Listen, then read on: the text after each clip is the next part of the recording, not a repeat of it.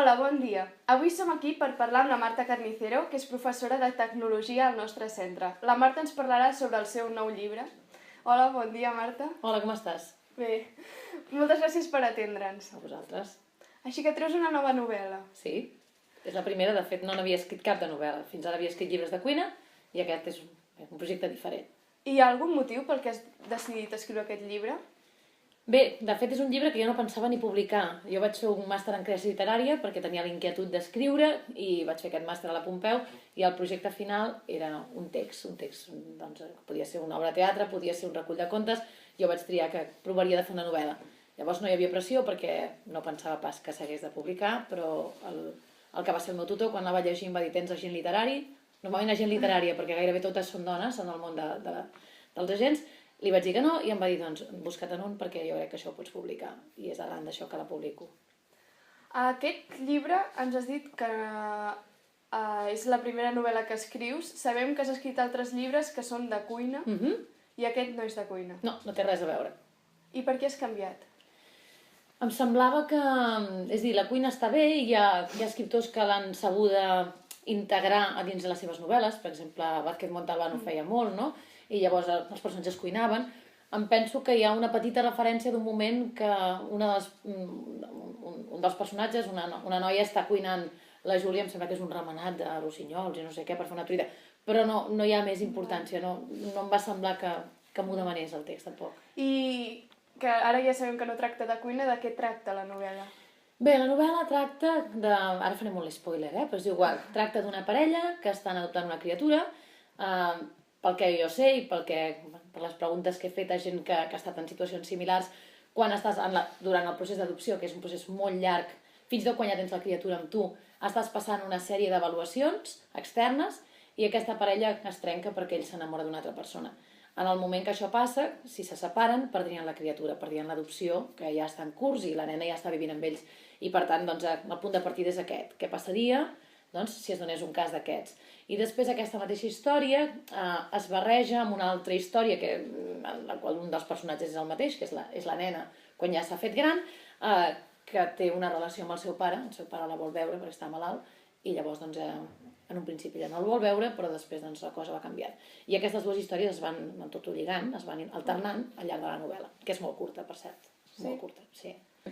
Quin és el títol? Es diu El cel segons Google, és una frase de la novel·la. I per què aquest títol? O sigui, per què és una frase de la novel·la? El títol m'agrada, és a dir, la frase em semblava que podia estar bé.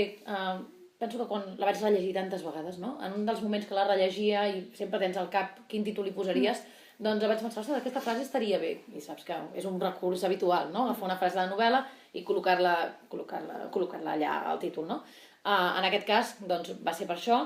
I si em preguntes a què treu cap la frase, treu cap el fet que aquesta noia que he dit, aquesta nena que després es fa gran, també adopta una criatura, ella, perquè considera que, com que ella és adoptada i per 1000 històries personals que té, doncs té aquest deure d'adoptar una criatura ella també, en comptes de tenir una filla o un fill biològic, i quan la criatura a les nits es desperta i li ha de canviar els bolquers, etc, ella es desvetlla i coincideix tot plegat amb una situació personal d'ella en què se sent sola perquè la parella amb qui estava l'ha deixada, o ella no se sap qui ha deixat aquí, però no estan junts, i llavors el que fa és que utilitza el Google Street View per poder recórrer, per poder tornar a fer aquells camins que havien fet plegats quan havien anat de viatge, quan havien viatjat junts. I llavors hi ha un moment que diu que el cel de Noto és una població petita que hi ha a Sicília, a prop de Siracusa, que el cel de Noto a Google té sempre el mateix to de blau i la llum és llum de mitja tarda. És d'aquí que ve la frase. I en què t'has inspirat per escriure aquest llibre? En res. En res i en tot. És a dir, penso que quan tu vols escriure alguna cosa, en el fons és molt difícil que expliquis res que no hagis viscut. Vull dir que per mi és més fàcil situar, per exemple, aquesta parella que viu a la Riera de Sant Miquel, que situar-la en un poble m'ho invento, de Jaén, on no he estat mai, d'acord? En aquest sentit, coses que has viscut, doncs les agafes del teu dia a dia, o certs, no sé, un to a l'hora de respondre entre dos personatges que estan parlant. Doncs quan un li contesta no sé què a un altre, doncs tots hem viscut situacions, m'ho invento, tenses, en les quals dius, què contestaria el personatge? D'això vull dir que em nodreixo, no d'experiències personals, perquè no he adoptat mai una criatura, etc. Però sí que al final jo penso que tot el que escrivim de la mateixa manera que si fem el mateix dibuix totes dues, doncs ens sortirà diferent, encara que estiguem veient les mateixes coses, doncs amb l'escriptura passa el mateix.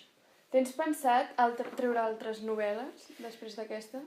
M'agradaria, tot i que la pressió ara és més gran, perquè quan vaig escriure aquesta no esperava, com t'he dit, publicar-la i per tant m'imaginava que, bé, doncs que no la llegiria ningú, i ara penso doncs, que si l'ha de llegir algú, doncs això em preocupa, perquè bé, ho has de fer millor. Com a mínim ho has de fer millor que l'anterior. Sí. I doncs, cada vegada doncs, anar millorant suposo que serà difícil. I pots compaginar bé els treballs de professora i escriptora? Em va costar molt, entre altres coses perquè tenia una data límit. És a dir, jo era un projecte final i per tant havia d'entregar a 1 de setembre. Vol dir que durant l'època que feia classes em llevava molt aviat, a les 5 o quan fos, escrivia abans de venir a treballar. Les tardes que estava sense les meves filles també escrivia totes les tardes, els caps de setmana que estava sense les meves filles els escrivia sencers, des de les 6 del matí, encara que fos dissabte, fins molt tard, i el mateix els diumenges, i l'estiu me'l vaig passar també tot escrivint i sobretot reescrivint. Ens podries dir quin és el teu personatge preferit i quin paper fa dintre de l'obra?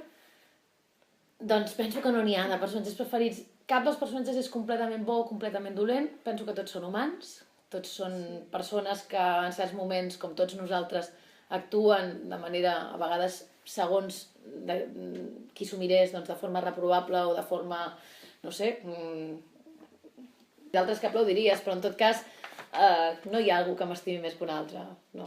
Bueno, moltes gràcies per respondre a les nostres preguntes. A vosaltres. Molta sort i esperem que escriguis més llibres. Doncs gràcies.